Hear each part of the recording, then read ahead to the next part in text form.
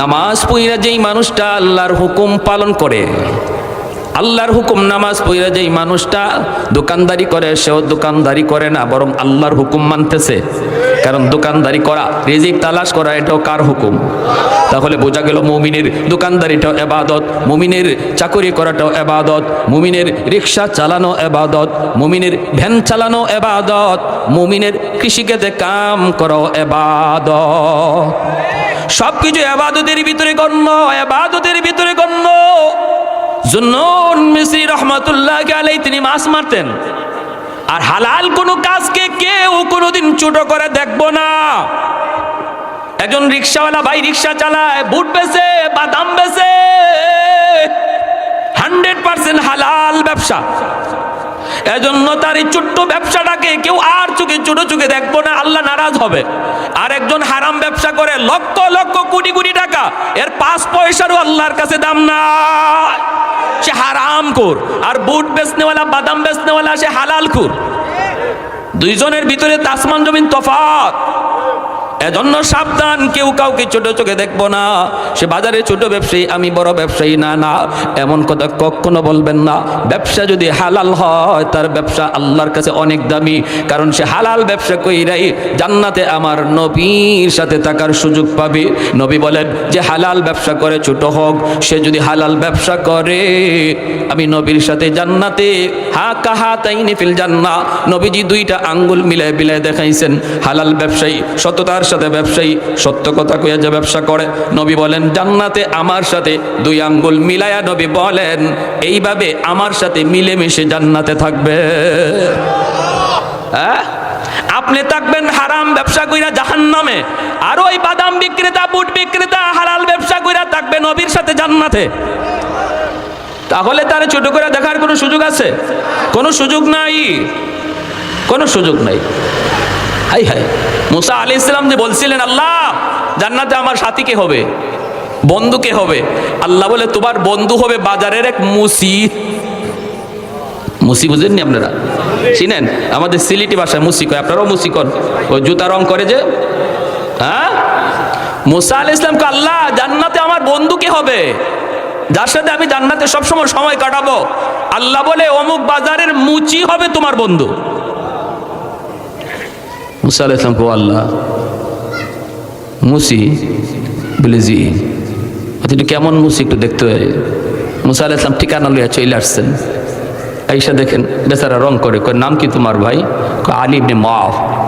কোথায় বাড়ি? দামেস্ক। আপনি কেডা? কয় সরি আব্দুল্লাহ ইবনে মুবারক। আব্দুল্লাহ ইবনে মুবারক তিনি বহুত বড় একজন তাবি, বহুত বড় একজন মুজাহিদ, বহুত বড় একজন মুহাদ্দিস।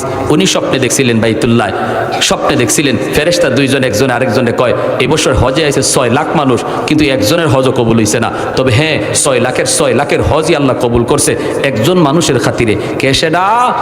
বলে ওই দামেস্কের বাজারের এক মুসি, যে হজে আসে নাই, অথচ তার খাতিরে আল্লাহ 6 লক্ষ হাজির হজ কবুল করেছে। ওই আব্দুল্লাহ ইবনে মুবারক আসছিলেন, এই কেমন মুসি একটু দেখে আসি।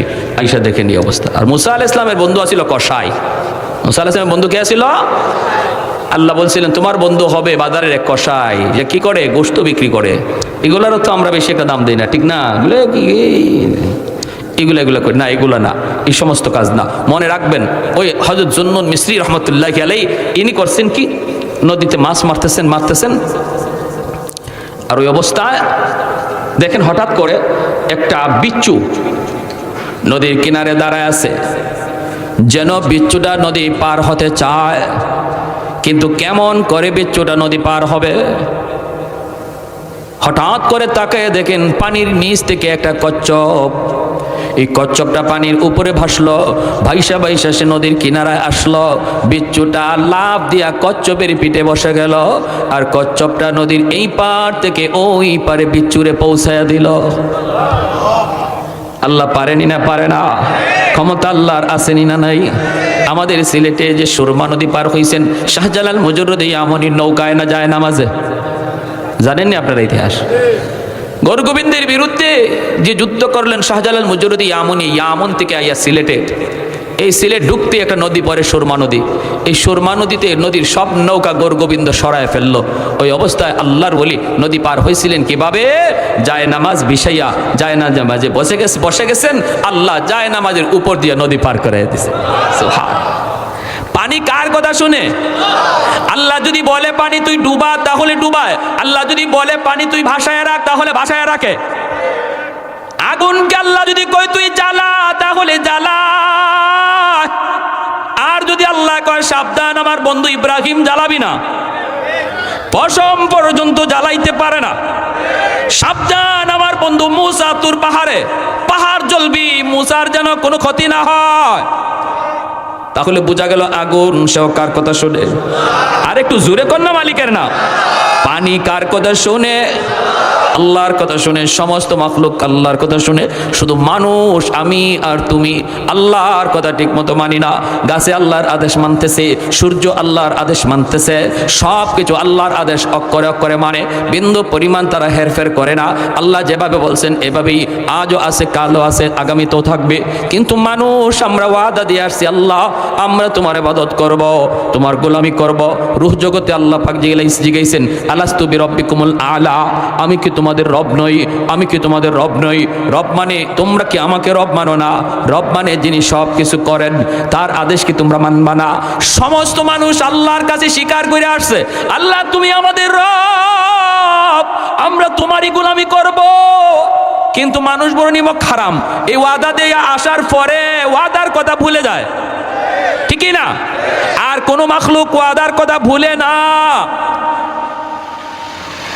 জুন্নুন মিসরি রহমতুল্লাহি আলাইহি তিনি দেখতেছেন কচ্ছপের পিঠে বৈশা এই বিচ্ছুটা নদী পার হয়ে গেল। এইবার আল্লাহর ওলি কয় মালিক এই কেমন দৃশ্য দেখলাম, আল্লাহ আমার মন চায় বিচ্ছুটা কই যাইতে চায়, আমি একটু দেখতে চাই। আল্লাহ আমাকেও তুমি নদী পার করাও। আল্লাহ আমারে তুমি কেমনে পার করাবা? বিচ্ছুরে যদি কচ্ছপের পিঠে কইরা পার করাইতে পারো, আমাকে তুমি যায় নামাজে বসায় পার করাও। রব্বুল আলামিন কয় বন্ধু যায় নামাজ বিছায় দাও। অন্তরের ভিতরে আল্লাহ পাক ইলহাম করলেন যায় নামাজ পানিতে বিছায় দাও। জুন্নুন মিসরি যায় নামাজে বৈশা তিনি নদী পার হয়ে গেলেন। এইবার তিনি বিচ্ছুটার পিছনে পিছনে রওনা দিলেন। বিচ্ছুটা কোন দিকে যায়, কেন যাইতেছে? তিনিও পিছনে পিছনে যাইতেছেন। হঠাৎ করে দেখেন বিচ্ছুটা এত দ্রুত বেগে যাইতেছে, পাগল পারা হয়ে বিচ্ছুটা দৌড়াইতেছে। তিনিও পিছনে পিছনে দৌড়ান। যাইতে দেখেন একটা গাছ, হাওরের মাঝখানে একটা গাছ দেখা যায়। ওই গাছের নিচে একটা রাখাল ঘুমাইতেছে, উটের রাখাল সে ঘুমাইতেছে। ওই রাখালের দিকেই বিচ্ছুটা দৌড়াইতেছে। জুন্নুন মিসরি তিনিও ওই দিকে দৌড়ান।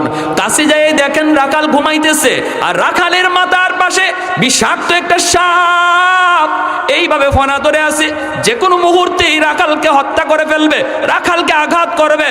বিচ্ছুটা যাইয়েই দেরি করে নাই, লাফ দিয়া সাপের পিঠে উঠে গেল, সাপের মাথায় ওইটা। সাপটারে এমন ভাবে বিচ্ছু কামড় দিল, মুহূর্তের ভিতরে সাপটা জায়গায় মরে গেল। সুবহানাল্লাহ। আহাদুল লাইসা কামিসলি সামাদুন লাইসা কাফাদলি লিমানিল মুলকু তুগুই তু সাজাওয়ার খুদাই তো খুদা বন্দে ইয়াবি নি তো খুদা বন্দে ইয়াসারি তো খুদা বন্দে জমিনি তো খুদা বন্দে সামাই তো রহিমি তো করিমি তো সামিঈ তো বসিরি তো মুইজ্জি তো মুযিল্লি তো মালিকিল আরশি বাজাই। আল্লাহু আকবার। আল্লাহর ওলি যুবককে ঘুম থেকে উঠালেন, এরে যুবক ঘুম থেকে উঠো। উঠার পরে তিনি বলেন যুবক দেখো না মাথার পাশে কি কাণ্ড ঘটে গেল। যুবক মাথার দিকে তাকায় দেখি বিষাক্ত একটা সাপ, বিশাল বড় সাপ মরে পড়ে আছে। আওয়াজ দেয়া কই আল্লাহর ওলি কি ঘটনা ঘটলো, আমি তো কিছুই বুঝি নাই। মিস্ত্রি বলেন, বাবা কেমন করে তুমি বুঝবা কি কুদরত ঘটে গেছে আল্লাহর? তোমার তো বোঝার কথাও না, তুমি তো আরামে ঘুমাইতেছ, কিন্তু কি যে ঘটে গেল। এরে যুবক, এমন কি নেক আমল কইরা ঘর থেকে বের হয়েছ একটু আমাকে বলো, যার কারণে আল্লাহ পাক নদীর ওই পার থেকে বিচ্ছুরে কুদরতিভাবে পাঠাইয়া এই বিষাক্ত সাপের কামড় থেকে আল্লাহ তোমাকে বাঁচাইলেন? কি এমন নেক আমল করেছো একটু বলো, কি নেক আমল করেছো বলো। এইবার যুবকের চোখ থেকে দরদর করে পানি পড়ে যুবক কান্দে আর কয়, ওগো আল্লাহর ওলি, আমি একজন রাখাল, মানুষের উট রাখালি করি, মানুষের দুম্বা রাখালি করি, কিন্তু প্রতিদিন ঘর থেকে বের হওয়ার সময় ফজরের নামাজ অক্ত মতো আদায় করে মসজিদে জামাত পড়ে আমি ঘর থেকে বের হই। আর যখনই ঘর থেকে বের হই তখনই আল্লাহর কাছে দোয়া করি, মালিক আমি তোমার উপর ভরসা করে ঘর থেকে বের হলাম, বিসমিল্লাহি তাওয়াক্কালতু আলাল্লাহ, লা হাওলা ওয়ালা কুওয়াতা ইল্লা বিল্লাহিল আলিয়্যিল আযীম। আমার সাথে বলেন, বিসমিল্লাহি তাওয়াক্কালতু আলাল্লাহ, লা হাওলা ওয়ালা কুওয়াতা ইল্লা বিল্লাহিল আলিয়্যিল আযীম।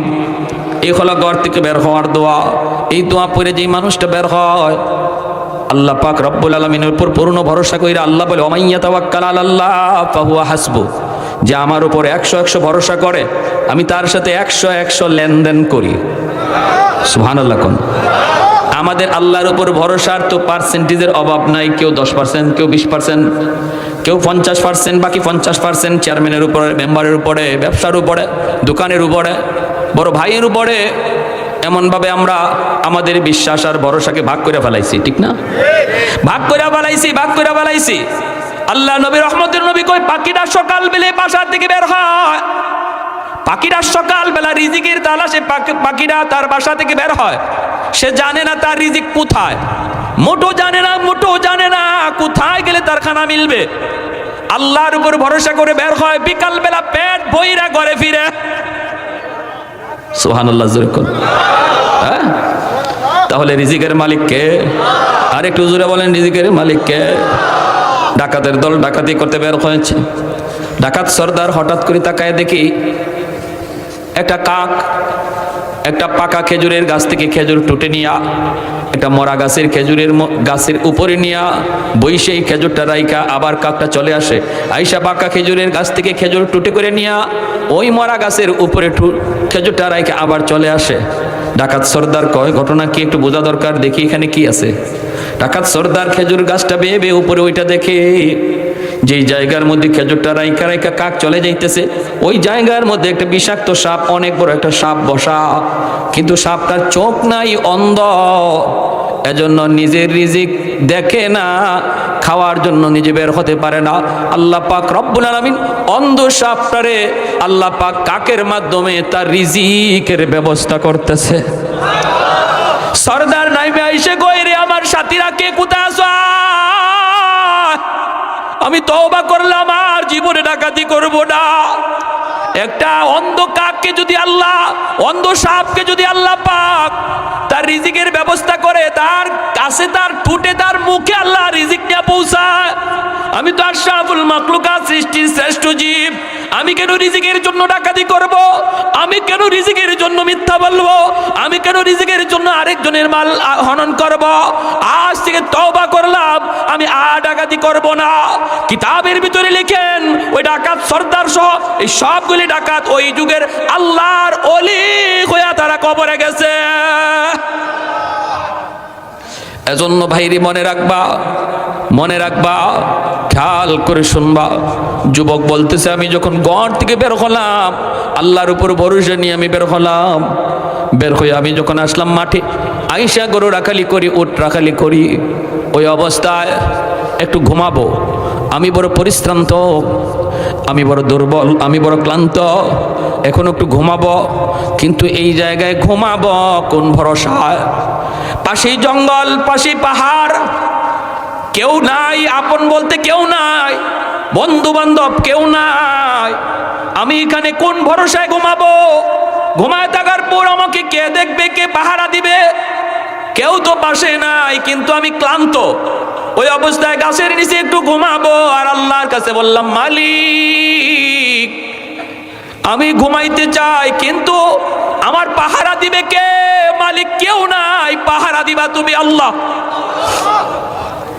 আল্লাহ আমি তোমার পাহারায় ঘুমাইতেছি, আমাকে হেফাজত করো। আল্লাহ বলে, ওমাইয়া তাওয়াক্কাল আলাল্লাহ ফাহুয়া হাসবু হাসবু। বান্দা বিশ্বাস কর, বিশ্বাস কর, তুই আমার উপর যেমন ভরসা রাখবি আমি আল্লাহ তোর সাথে ওই রকম আচরণ করব। এজন্য ওই বান্দা, ওই যুবক, ওই রাখাল যখন আল্লাহর উপর 100 ভরসা করে ঘুমায়, রব্বুল আলামিন তারে কুদরতি ভাবে আল্লাহ তারে বাঁচায়। জোরে বলেন সুবহানাল্লাহ। লা ইলাহা ইল্লাল্লাহ, লা ইলাহা ইল্লাল্লাহ, লা ইলাহা ইল্লাল্লাহ, লা ইলাহা ইল্লাল্লাহ, লা ইলাহা ইল্লাল্লাহ, লা ইলাহা ইল্লাল্লাহ।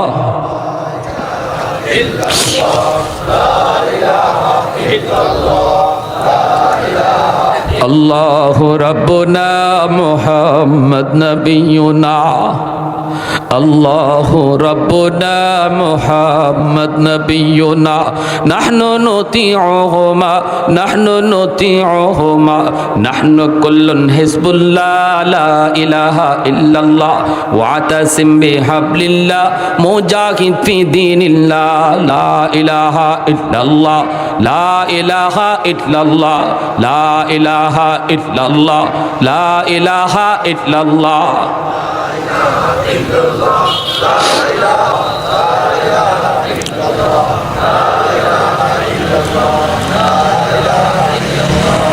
লা ইলাহা ইল্লাল্লাহ মুহাম্মাদুর রাসূলুল্লাহ। জোরে বলি সাল্লাল্লাহু আলাইহি ওয়াসাল্লাম। তাহলে বোঝা গেল কি, নামাজ পইরা আল্লাহর হুকুম মাইনা আল্লাহর উপর ভরসা লইয়া কেউ যদি তার কাজে বের হয়, তার হেফাজতের জিম্মাদার কে হন? আর একটু জোরে। বিপদ আপদ রাস্তাঘাটে আসেনি না নাই? কি ভাই আসেনি না নাই? হ্যাঁ, 2 সেকেন্ড আগেও জানা যায় না যে আমার 2 সেকেন্ড পরেই আমার কপালে বহুত বড় বিপদ, ঠিক কিনা? সেখানে তুমি কেমন করে নামাজ পড়ব, ধরব, বয়স হলে বুড়া হয়ে লই, চুলদারি পাকুক, তারপরে মসজিদে যাব, হ্যাঁ ধরব, এই কথা বলার সুযোগ আছে? সুযোগ আছে যুবক? কোনো সুযোগ। চোখের সামনে কত যুবক কবরে চলে গেল রোড অ্যাক্সিডেন্টে। চোখের সামনে কত যুবক স্ট্রোক করে মারা গেল। খেলার সাথী কবরে শুয়ে আছে, লেখাপড়ার সাথী কবরে শুয়ে আছে, সমবয়সের বন্ধুরা কবরে চলে গেছে। একটু কি তোমার ভয় লাগে না? একটু কি তোমার ভয় লাগে না রে যুবক? এমন তারও মনে আশা ছিল নামাজ পড়ব, ধরব, কিন্তু আর জীবনে পড়া হলো না। তুমি যদি গায়ে শক্তি দেখতে মসজিদে আসো, যে বয়সে তোমার গায়ে শক্তি থাকবে না, তুমি ঘরের মধ্যে নামাজ পড়া লাগবে, মসজিদে আসতে পারবা না। তোমার কোমরে ব্যথা, হাঁটুতে ব্যথা, হাঁটতে পারো না, তুমি বাইরে হতে পারো না, লাঠি নিয়েও তুমি চলতে পারো না। ঘরের মধ্যে যখন তুমি নামাজ পড়বা, আল্লাহ পাক রব্বুল আলামিন সূরা 3 এর মধ্যে আল্লাহ কসম খায় বলেন, 4টা কসম খায় আল্লাহ বলেন, ইল্লাল্লাযীনা আমানু ওয়া আমিলুস সালিহাত ফালাহুম আজরুন গায়রু মামনুন। তুমি ঘরে বইসা নামাজ পড়লো বান্দা, তোমার আমল নামায় আমি আল্লাহ মসজিদের জামাতের সওয়াব লিখে দিব। রব্বুল আলামিন ফেরেশতাদেরকে বলবে, ফেরেশতারা আমার বান্দার যৌবনের আমলটা তোমরা যৌবনের ফাইলটা একটু বের করো। যৌবনের ফাইলটা বের করে আল্লাহ বলবে, দেখো যৌবনে তার মসজিদে গিয়ে নামাজ পড়া আমল দেখা যায়। আজকে বৃদ্ধ বয়সে আমি আল্লাহ তার গায়ে শক্তি কাইরা নিছি। যদি আজও সে গায়ে শক্তি থাকতো মসজিদে আসতো। অতএব গায়ে যতদিন শক্তি ছিল মসজিদে রেগুলার আসছে, আজ বৃদ্ধ বয়সে তার আমল নামায় মসজিদের জামাতের সওয়াব লিখে দাও। কোরআন তিলাওয়াত করতো আমার বান্দা, যতদিন তার চোখে পাওয়ার ছিল, আজ আমি আল্লাহ তার চোখের পাওয়ার কেড়ে নিয়েছি। এজন্য কোরআন তেলাওয়াত পারে না। যৌবনে যদি তার ফাইলে রেগুলার কোরআন তেলাওয়াতের আমল থাকে, বৃদ্ধ বয়সে তিলাওয়াত না করলেও আমল নামায় তিলাওয়াতের সওয়াব লিখে দাও। একটা নেকির জন্য তালাশ করা শুরু করবে। মার কাছে যায় বলবে, মা একটা নেকির জন্য আল্লাহর দরবারে ধরা খেয়ে গেছি। মা গো, দুনিয়াতে এত কষ্ট করেছ, এত মহব্বত, এত ভালোবাসেছ। কত মা এমন আছে দুনিয়ার জগতে নিজের হায়াতটা পর্যন্ত সন্তানকে আল্লাহর কাছে চাইয়া দেয়া দেয়, কয় মালিক আমার সন্তানকে তুমি বাঁচাও, বিনিময়ে আমি মার হায়াত তুমি নিয়ে যাও, বিনিময়ে আমি বাবার হায়াত তুমি নিয়ে যাও। আল্লাহ তবু আমার সন্তানকে বাঁচাও। এত দরদ, এত দরদ। মা যদি দেখে সন্তানকে কেউ হত্যা করতে আসছে, কোন অপরাধের কারণে যদি আসামির কাঠগড়ার সন্তান দাঁড়ায়, দুনিয়াতে এমন বহু মা পাওয়া যায় যেই মা যায় বলবে, আমাকে হত্যা করো, আমাকে শলিতে চড়াও, আমাকে ফাঁসিতে চলে দাও, তবু আমার সন্তানকে মুক্তি দিয়ে দাও, আমার সন্তানকে মুক্তি দিয়ে দাও। এতটা দরদ, এতটা মায়া, এতটা মহব্বত দেখায় দুনিয়াতে। ওই মা হাসরের মাঠে সন্তানকে বলবে, বাবা তুমি কে, তোমাকে চিনি না, আমার কাছে একটা নেকি চায় কোনো লাভ হবে না, দুনিয়াতে আমার কোনো সন্তানই ছিল না। অস্বীকার করবে, সন্তানকে অস্বীকার করবে, বাবা সন্তানকে অস্বীকার করবে। স্ত্রীর কাছে যাবে, স্ত্রী গো এত ভালোবাসা, এত মহব্বত তোমার মাঝে আমার মাঝে ছিল, বিপদ, চরম বিপদে পড়ে গেছি, বেশি লাগবে না, একটা নেকি, শুধু একটা নেকি দিয়ে আমাকে বাঁচাও। স্ত্রী ওই দিন বলবে, স্বামী কে তুমি, তুমি আমার কোন দিনের স্বামী, তোমাকে চিনি না। এইভাবে কেউ কাউকে চিনবে না। হাসরের মাঠ ঘুরবে, ঘুরতে ঘুরতে ক্লান্ত হয়ে এক জায়গায় বসে পড়ে, চোখের পানিটা জড়ায় জড়ায় বান্দা যখন কানবে, হঠাৎ করে একজন মানুষ ডাক দিয়া বলবে, ভাইনে তুমি কে, কি হয়েছে, এত পেরেশান, এত কান্দ কেন? লোকটা তখন বলবে, ভাই বিপদ, চরম বিপদ, একটা নেকির জন্য আমি আল্লাহর কাছে আটকা পড়ে গেলাম, একটা নেকি কেউ দিতে চাইল না, মা আমার পরিচয় দিতে চাইল না, বাবা পরিচয় দিতে চাইল না, কেউ পরিচয় দিল না, স্ত্রী মহব্বতের স্ত্রী আমাকে পরিচয় দেয় না, আমি নিরাশ হয়ে বসে গেলাম।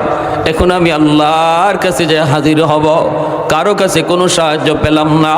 ওই অবস্থায় মানুষটা কইব, ভাই রে আমার আছে মাত্র একটা নেকি, একটা নেকি শুধু আমার আছে, আর শুধু গুনাহ আর গুনাহ, এক নেকি লইয়া আমি জান্নাতে যেতে পারবো না।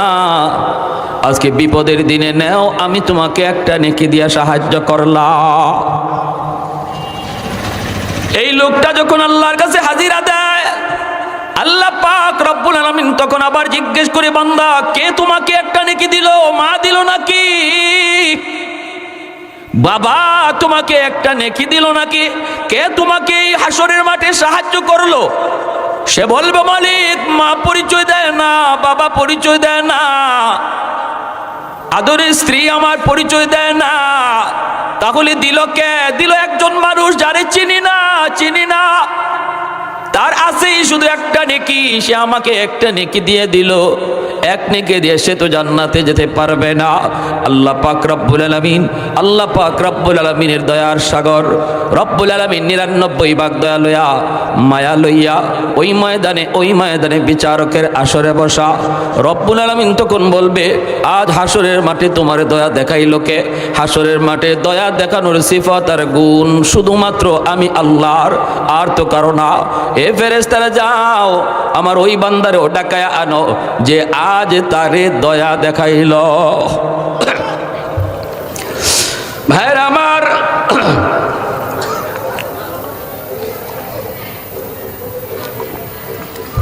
এই মানুষটারও হাজির করা হয়। এইবার আল্লাহ পাক রব্বুল আলামিন তখন বলে, বান্দা হাসরের মাঠে তো দয়া দেখানো শুধুমাত্র আমি আল্লাহর গুণ, এটা আমি আল্লাহর শুধু বৈশিষ্ট্য। তুমি আজ হাসরের মাঠে আরেকজনের দয়া দেখাইছো, আমার গুণ আমার সিফাতটা তুমি আজকে প্রকাশ করেছ। তোমার এই সিফাত, তোমার এই গুণ আমি আল্লাহর কাছে বড় ভালো লাগছে। বান্দারে, একটা নেকির কারণে তুমি নিরাশ হয়ে গেছিলা, তোমার জান্নাতে যাওয়ার কোনো উপায় ছিল না, এজন্য আরেকজনের সাহায্য করছো। আমি জাহান্নামে যাই, আমার তো জাহান্নামি ফয়সালা, আমার আরেকটা ভাই বেঁচে যাক, আরেকটা ভাই জাহান্নাম থেকে বেঁচে যাক। এই গুণটা যে তোমার ভিতরে আছে, আমি আল্লাহর কাছে বড় মায়া লাগলো, বড় পছন্দ লাগলো।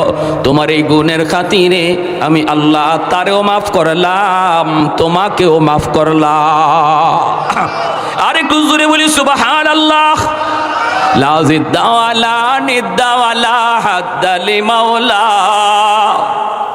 লা জিদ্দা ওয়ালা নিদ্দা ওয়ালা হাদ্দা লিমাওলা, আল-আনা কামা কানা ওয়ালাম ইয়ালকা যাওয়ালা, আল-আনা কামা কানা ওয়ালাম ইয়ালকা যাওয়ালা, লা মিসলা ওয়ালা সাওয়ারা মিসলাম ওয়া নাযীরা, মান ক্বালা সিওয়া যালিকা ক্বাদ ক্বালা মুহালা, মান ক্বালা সিওয়া যালিকা ক্বাদ ক্বালা মুহালা, লা ওয়ালদা ওয়ালা ওয়ালিদা লা আম্মা ওয়া খালা, লা শিবহা ওয়ালা মিসলা ওয়ালা কুফুয়া লিমাওলা। একটু জোরে সুরে কোন আল্লাহু আকবার। মুসলমানের আওয়াজে আল্লাহু আকবার। বাইরে তাহলে উসিলা বানানোর দরকার আসেনি না? না, আল্লাহর হুকুম আহকাম ঠিক মতো পালন করব, আর মাঝে মাঝে উসিলা বানাবো, ঠিক না? ছোট্ট থেকে ছোট্ট উসিলাগুলি আল্লাহর কাছে কাজে লাগবে। হাশরের মাঠে আল্লাহ পাক রব্বুল আলামিন একজন মানুষে কইব, বান্দা দেখতো দেখি দুনিয়াতে তুমি কোন হক্কানি উলামায়ে কেরামের মজলিসে তুমি বসছিলা কিনা? কোন হকপন্থী আলেমের মজলিসে যদি বসো, ওই বসাকে উসিলা করো, আমি আল্লাহ মাফ করে দিব। তখন কইব, মালিক মনে পড়ে না, মনে পড়ে না। আল্লাহ তখন বলবে, বান্দা দেখ, জীবনে কোনোদিন হক্কানি আলেম উলামার সাথে এক দস্তরখানে খানা খাইছো কিনা? তখনও কইব, মালিক মনে পড়ে না। ইমাম গাজ্জালী রহমতুল্লাহি আলাইহি তার দাকাইকুল আখবার নামক কিতাবের মধ্যে নবীর হাদিস এনেছেন। 3 নম্বরে আল্লাহ বলবে, বান্দা দেখ, এমন কোন ঘরে তুমি থাকছো কিনা যেই ঘরে আগে কোনো আলেম থাকতো? যদি এতটুকু উসিলাও আজ আমি আল্লাহ পাই, হাসরের মাঠে তোমাকে এই উসিলায় জান্নাত দিয়া দেব। কইব, মালিক তাও মনে পড়ে না। আল্লাহ পাক রব্বুল আলামিন তখন বলবে, বান্দা দেখ, সন্তানের ভিতরে কোন সন্তানের নাম আমার কোন নায়েবে নবী উলামায়ে কেরামের নামে নাম রাখছো কিনা? সন্তানের নামটাও যদি কোনো আলেমের নামে নাম রাইখা থাকো, এই উসিলায় আমি আল্লাহ কথা দিলাম মাফ করে দিব। তখনও কইব, না গো মালিক, এটাও করি নাই। এইবার আল্লাহ পাক বলবে, ফেরেশতারা ওরে জিগাও, দুনিয়াতে কোন আলেমের সাথে সে চলছে কিনা? তখন কইব, আল্লাহ। আল্লাহ পাক বলবে, দেখো এমন কোন মানুষের সাথে দুনিয়াতে চলছে কিনা যেই মানুষটা আলেমদেরকে ভালোবাসতো। সুবহানাল্লাহ, জোরে কোন। এখন আল্লাহ পাক রব্বুল আলামিন সরাসরি আলেমদের সাথে তার যেহেতু সম্পর্ক পাওয়া যাইতেছে না, এবার আল্লাহ পাক ভায়া ধরছে, ভায়া। আল্লাহ কই, বান্দারে জিগাও, এমন কোন মানুষের সাথে দুনিয়াতে সে মহব্বত রাখছে কিনা যেই মানুষটা আলেমদেরকে মহব্বত করত? যদি ভায়া ধরেও তার মহব্বত প্রমাণিত হয়, আমি আল্লাহ এই উসিলায়ও তার মাফ করে দিব। এইবার লোকটাই কইব, মালিক মনে পড়েছে, দুনিয়াতে আমার একজন বন্ধু ছিল, আমার ওই বন্ধু উলামায়ে কেরামকে ভালোবাসতো, আমার ওই বন্ধু মসজিদের ইমাম মুয়াজ্জিনকে কদর করত, আমার ওই বন্ধু মাদ্রাসার ছাত্র উস্তাদকে ভালোবাসতো, আমার ওই বন্ধু এলাকার উলামায়ে কেরামের সাথে চলতো, তার সাথে আমার বন্ধুত্ব ছিল। আল্লাহ পাক রব্বুল আলামিন তখন বলবে, ফেরেশতারা আমার বান্দারে তোমরা ফিরে আনো। আমার বান্দা উলামায়ে কেরামের সাথে ডাইরেক্ট যদি সম্পর্ক প্রমাণিত না হয়, ভায়া ধরে তার সম্পর্ক প্রমাণিত হয়েছে। এই উসিলায় আমি আল্লাহ এই হাসরের মাঠের ভয়াবহ দিনে তার মাফ করে দিলাম। আলাইকুম বিমুজালাসাতিল উলামা ওয়া ইস্তিমাই কালামিল হুকামা ফাইন্নাল্লাহ তাআলা ইউহয়িল কলবাল মাইয়িতা বিনূরিল হিকমা কামা ইউহয়িল আরদাল মাইতাতা বিওয়াবিলিল মাতার। এজন্যই নবী বলেছেন, উম্মতের দল, ফিতনার জমানায় যদি দৌলতে ঈমান বাঁচাতে চাও, আমার উম্মতের উলামায়ে কেরামের সাথে মিলে মিশে থাকবা, উলামায়ে কেরামকে কদর করবা, উলামায়ে কেরামের পরামর্শে চলবা। আল্লাহ পাক রব্বুল আলামিন তোমার ঈমানটারে আল্লাহ নিজে কুদরতি হাতে হেফাজত করবে, ঈমানকে আল্লাহ তাজা করবে। গুনার চতুর্দিকে আওয়াজের কারণে আমাদের প্রত্যেকের ঈমান দুর্বল হয়ে গেছে, ঈমান মুর্দা হয়ে গেছে, দিল মুর্দা হয়ে গেছে। আল্লাহ পাক আল্লাহর নবী রহমতের নবী বলেন, জমিন যখন মুর্দা হয়ে যায়, এই জমিনের মধ্যে যখন বৃষ্টির পানি পড়ে, সাথে সাথে জমিনে প্রাণ ফিরে পায়। যেই দিলগুলা গুনার আওয়াজের কারণে আমাদের মুর্দা হয়ে গেছে, নবী বলেন ওই দিলগুলি যখন উলামায়ে কেরামের কথা শুনে, তখন বৃষ্টির পানির মতো পানি তাদের কলিজার মধ্যে পড়ে, আল্লাহ মুর্দা দিল জিন্দা বানায় দেয়। তাহলে উলামায়ে কেরামের সাথে মহব্বত হাসরের মাঠে নাজাতের উসিলা, ঠিক কিনা জোরে কর। উলামায়ে কেরামের সাথে মহব্বত হাসরের মাঠে নাজাতের উসিলা। এজন্য মহব্বত উলামায়ে কেরামের সাথে কারা কারা রাখবো, হাত দুটো আল্লাহকে দেখান। আল্লাহ তুমি প্রতিটা হাতকে কবুল করো, জোরে বলি আমিন। ভাইরে জন্য বলতেছি, হাসরের মাঠটা হবে ভয়াবহ মাঠ। এই মাঠে আল্লাহ পাক রব্বুল আলামিন বান্দার কাছ থেকে উসিলা তালাশ করবে। একটা আওয়াজ দেয়া হবে হাসরের মাঠে, একটা আওয়াজ। হাসরবাসী সবগুলি মানুষ তারা আওয়াজটা শুনবে, আলাইসা মিনকুম আদিলা, আলাইসা মিনকুম আদিলা, তোমাদের মধ্যে কোনো ইনসাফওয়ালা মানুষ আছে নাকি?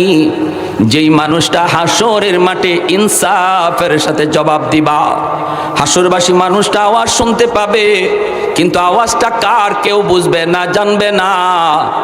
আল্লাহ বলবেন, আলাইসা মিনকুম আদিলা, আসনি তোমাদের মধ্যে কেউ ইনসাফওয়ালা?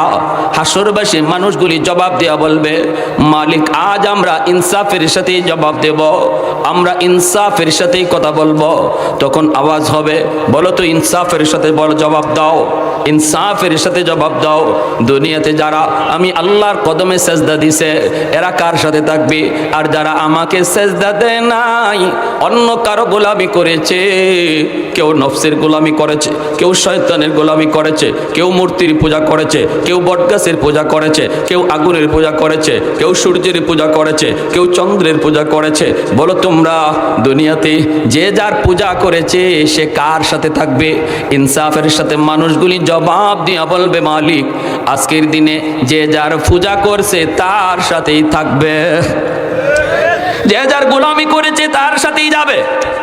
এই কথা বলা মাত্র আল্লাহ বলবেন, ঠিক বলেছো, ইনসাফের সাথে জবাব দিয়েছো। আল্লাহু আকবার। আল্লাহ বলবেন, তোমরা ঠিক বলেছো, ইনসাফের জবাব দিয়েছো। যে যার গোলামি করেছে আজ হাসরের মাঠে সে তার সাথে যাবে। এইবার আল্লাহ বলবেন, সূর্যের পূজারীরা কোথায়? সূর্যের পূজারীরা কোথায়? সূর্যের সাথে যাও, জাহান্নামে যাও। চন্দ্রের পূজারীরা কোথায়? চন্দ্রের সাথে জাহান্নামে যাও। মূর্তির পূজারীরা কোথায়? মূর্তির সাথে জাহান্নামে যাও। নফসের পূজারীরা কোথায়? নফসে আম্মারার সাথে জাহান্নামে যাও। শয়তানের পূজারীরা কোথায়? শয়তানের সাথে জাহান্নামে যাও। এইভাবে দলবদ্ধ হইয়া সবাই যার যার মাবুদের সাথে জাহান্নামে চলে যায়। কিন্তু একদল মানুষ হাসরের মাঠে দাঁড়ায় থাকে, ওরা কারোর সাথে যায় না। আল্লাহ ওদেরকে জিজ্ঞেস করবেন, আল্লাহ তার নিজের পরিচয় না দিয়া আল্লাহ বলবেন, সবাই তো যার যার মাবুদের সাথে চলে গেল, তোমরা কেন এখানে দাঁড়ায় আসো? তোমরা কার অপেক্ষা করো? মানুষগুলি তখন কইব, আমরা দুনিয়াতে একজন মাবুদের ইবাদত করেছি, আমরা তার কুদরতি কদমে সেজদা দিয়েছি, কিন্তু কোনোদিন মাবুদকে দেখি নাই। আমরা আমাদের মাবুদকে কোনোদিন দেখি নাই, তার কদমে সেজদা দিয়েছি। আজ যদি আমরা আমাদের মাবুদের সাথে যেতে হয়, মাবুদরে না দেখা জান্নাতে যেতে পারি না। আমরাও আমাদের মাবুদের সাথে যাব।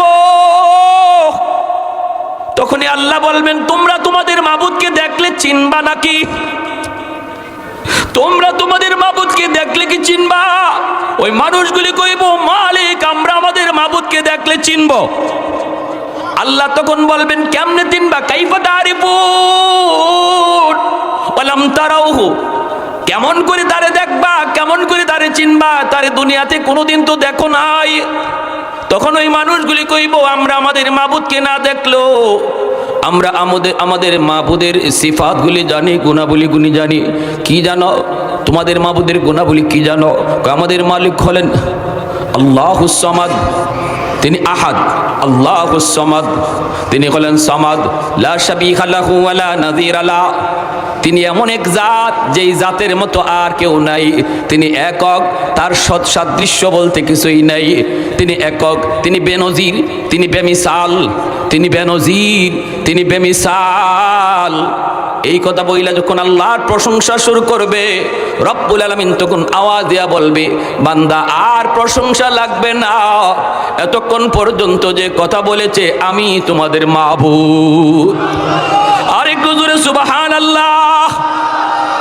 এতক্ষণ যাব যে কথা বলেছে আমি তোমাদের মাবুদ, আমি কুল হুয়াল্লাহু আহাদ আল্লাহুস সামাদ লাম ইয়ালিদ ওয়া লাম ইউলাদ ওয়া লাম ইয়াকুল লাহু কুফুয়ান আহাদ, আমি সেই জাত, আমি সেই মালিক। রব্বুল আলামিনের পরিচয় পাওয়া মাত্রই আল্লাহ তাদের সামনে কুদরতি কদম আল্লাহ বের করে দিবেন। আল্লাহ পাকের কুদরতি কদমটা বের করা মাত্রই প্রতি কদম দেখে ওই মানুষগুলো তখন সেজদায় পড়ে যাবে, সেজদায় পড়ে যাবে। কারণ তারা ইমানদার, তারা আল্লাহর গোলামি, তারা আল্লাহর গোলামি করেছে, শয়তানের গোলামি করে নাই। এই মানুষগুলা ইমানদার, এরা মূর্তির পূজা করে নাই, এরা সূর্যের পূজা করে নাই, এরা দেবতার পূজা করে নাই, করেছে আল্লাহর। এজন্য আল্লাহর কদমে সেজদায় পড়বে। কিন্তু এই মুমিনদের ভিতরে একদল মানুষ তারা সেজদা করতে পারবে না। তারা আল্লাহকে মানতো ঠিক, শয়তানকে মাবুদ মানতো না, মূর্তিরও মাবুদ মানতো না, মাবুদ মানতো আল্লাহকে। কিন্তু দুনিয়াতে আল্লাহর কদমে সেজদা দিত না, মসজিদে টাইম মতো আসতো না, আজান হলে পরে তার মসজিদে দেখা যাইতো না। বন্ধু মসজিদে যায় কিন্তু সে মসজিদে আসতো না। আল্লাহকে মানতো, ঈমান ছিল কিন্তু নামাজের আমল ছিল না। ওই মানুষগুলি তারা দেখবে, মানুষগুলি আল্লাহকে সেজদা দেয় কিন্তু তারা সেজদা দিতে পারবে না। বারবার চেষ্টা করবে, বারবার চেষ্টা করবে, এরপরও সেজদা দিতে পারবে না, এরপরও সেজদা দিতে পারবে না। ভাইরা বন্ধুরা, আবার চেষ্টা করবে, পিছন দিকে উপর হয়ে পড়ে যাবে। আবার চেষ্টা করবে, চোখের পানির বদলে রক্ত বের হতে লাগবে, কান্না করে করে আফসোস করবে। আল্লাহ পাক তখনই তাদেরকে ডাক দেয়া বলবে, বান্দা কি হয়েছে তোমাদের, তোমাদের কি হয়েছে, তোমরা সেজদা দিতে পারো না কেন? তখন কইব, আল্লাহ সেজদা দিতে মন চায় কিন্তু পারি না, কোমর তো বাঁকা হয় না, পিঠ তো বাঁকা হয় না। আল্লাহ বলবেন, বান্দারে কষ্ট লাগে বুঝি? কয় মালিক কষ্ট হয়, দেখতেছি আমার প্রতিবেশী আল্লাহরে সেজদা দেয়, আমার পাশের দোকানদার আল্লাহ তোমাকে সেজদা দেয়, আমার বন্ধু তোমারে সেজদা দেয়, কিন্তু আমি পারি না, জন্য কষ্ট হয়। রব্বুল আলামিন তখন বলবে, বান্দা দুনিয়াতে আমারে সেজদা দিছিলা নাকি? দুনিয়ায় যদি তুমি ঠিক মতো আমারে সেজদা দিতা, আজ হাসরের মাঠেও তুমি সেজদা দিতে পারতা। দুনিয়ায় যদি তোমার পিঠ বাঁকা হইতো, আজ হাসরের মাঠেও তোমার পিঠ বাঁকা হইতো। আজ কান্না করে কোনো লাভ নাই, হাসরের মাঠে কান্নার কোনো দাম নাই। কান্নার দাম যদি তাকে দুনিয়ার জগৎ, হাসরের মাঠে আফসোস কইরা কোনো লাভ নাই। উলামায়ে কেরাম কত তোমারে বুঝাইলো রে বান্দা, দাওয়াত তাবলীগের সাথীরা কত করে বুঝাইলো, এরপরে তুমি বুঝ মানলা না। চোখের সামনে বন্ধু মসজিদে গেল, চোখের সামনে বন্ধু তাবলীগের কাজে গেল, 3 দিন সময় লাগাইলো, ইস্তেমার মাঠে গেল, কিন্তু তোমাকে ডাকলো তুমি যাও নাই। হকপন্থী ওলি আল্লাহদের দরবারে তোমাকে কত করে ডাকা হলো, এরপরও তুমি যাও নাই। ওই দিন যদি তাদের ডাকে সাড়া দিতা, তাদের কথাগুলি তুমি শুনতা, দিলটা তোমার নরম হইতো, তুমি সেদিন থেকে পাক্কা নামাজি হওয়ার ইরাদা করে ফেলতা। বন্ধু যখন তোমার পাশ দিয়া মসজিদে যায় আর তুমি মসজিদের পাশ দিয়া বাজারে যাও, ওই দিন তোমার যাওয়া দেখেও আমি আল্লাহর কুদরতি কলিজায় বড় কষ্ট লাগছে। কারণ আমি আল্লাহ তোমারে কত আদর করে বানাইলাম, এত আদর করে আমি আল্লাহ আর কোনো মাখলুক বানাই নাই। ফেরেশতাকেও আমি আল্লাহ নিজের হাতে বানাই নাই, আসমান জমিনও আমি আল্লাহ নিজের হাতে বানাই নাই, জান্নাত জাহান্নামও আমি আল্লাহ নিজের হাতে বানাই নাই। কিন্তু বান্দা শুন, আমি আল্লাহ তোরে নিজের হাতে বানাইছি, তোরে আমি আল্লাহ নিজের হাতে বানাইছি। কারণ তোমার ওই চেহারার ভিতরে এত দামি কপাল, এই কপাল দিয়ে তুমি আমার কুদরতি কদমে সেজদা দিবা। এজন্য এই কপাল কোন ফায়াকুন বললে হয় না, ফেরেশতাদের হাতে বানাইলে হয় না। আমি নিজের হাতে তোমার চেহারাটা বানাইছিলাম যেন তুমি কপাল দিয়া আমি আল্লাহর কুদরতি কদমে তুমি সেজদা দাও। যেদিন তুমি মসজিদের পাশ দিয়ে বাজারে গেছো আর বন্ধু মসজিদে ঢুকে নামাজ পড়ছে, বন্ধু তোমারে ডাক দিছে, এরপরও যাও না, ওই দিন তোমার চলে যাওয়ার দৃশ্য দেখেও আমি আল্লাহর কুদরতি কলিজায় বড় কষ্ট লাগছে। বান্দা তোরে আমি এত আদর করে বানাইলাম, এত আদর করে তোর হাত বানাইলাম, পা বানাইলাম, এত আদর করে তোর চোখ বানাইলাম, এত আদর করে আমি আল্লাহ তোর কপালটারে নিজের হাত দিয়া বানাইলাম। এই কপালে বুঝি আমি আল্লাহ সেজদা পাই না, আমি খালিক বুঝি তোর কপাল দিয়া সেজদার উপযুক্ত না। ওই দিন তোমার চলে যাওয়ার দৃশ্য দেখো আমি আল্লাহর কুদরতি কলিজায় বড় কষ্ট লাগছে। ফেরেশতারা কইছে, মালিক ফজরের নামাজ পড়ে নাই, ওর সামনে নাস্তা দিমু নাকি? আল্লাহ বলেন, ফেরেশতারা আমার বান্দার রিজিক আটকায় না, সামনে হাজির করো। জোহরের টাইমে আমার বান্দা মসজিদে হাজির হবে, জোহরের টাইমেও যখন তুমি মসজিদে গেলা না, ফেরেশতারা কয় মালিক দুপুরের খানা দিব নাকি, রিজিকের ব্যবস্থা তার করবো নাকি? আল্লাহ কয় রিজিক বন্ধ করবি না, দে আসরের নামাজ সামনে আছে। আসরও যখন আইলা না, আল্লাহ কয় মাগরিব সামনে আছে, রিজিক বন্ধ করবা না, আমার বান্দার রিজিক তোমার বন্ধ করবা না। ভাইরা বন্ধুরা, এতটা মায়া, এতটা মায়া আল্লাহ পাক তার বান্দা বান্দিরে করে। এজন্যই হাসরের মাঠে আল্লাহ পাক কইব, বান্দা এত মায়া করে তোরে বানাইলাম, তুই যখন মসজিদে আসতি না, তোর দুনিয়ার কাজে মগ্ন থাকতি, তখন তোর এই হরকত দেইকা, তোর এই আচরণ দেইকেও আমার কুদরতি কলিজায় বড় কষ্ট লাগছে। নূহ নবীর জামানা, আল্লাহর পয়গম্বর আল্লাহর কাছ থেকে আদেশ পেয়ে গেলেন, নূহ যাও তাড়াতাড়ি করে নৌকা বানাও, সবগুলি মানুষরে তুমি ইমানদার যারা আছে ওদেরকে নৌকায় উঠাও, আর তুমি এই এলাকা ছেড়ে দাও। কেন? নূহ নবী দোয়া করেছিলেন, রব্বি লা তাদার আলাল আরদি মিনাল কাফিরিনা দাইয়ারা, আল্লাহ একটা বেঈমানও তুমি রাখবা না, একটা বেঈমানও রাখবা না, সবগুলির তুমি ধরো।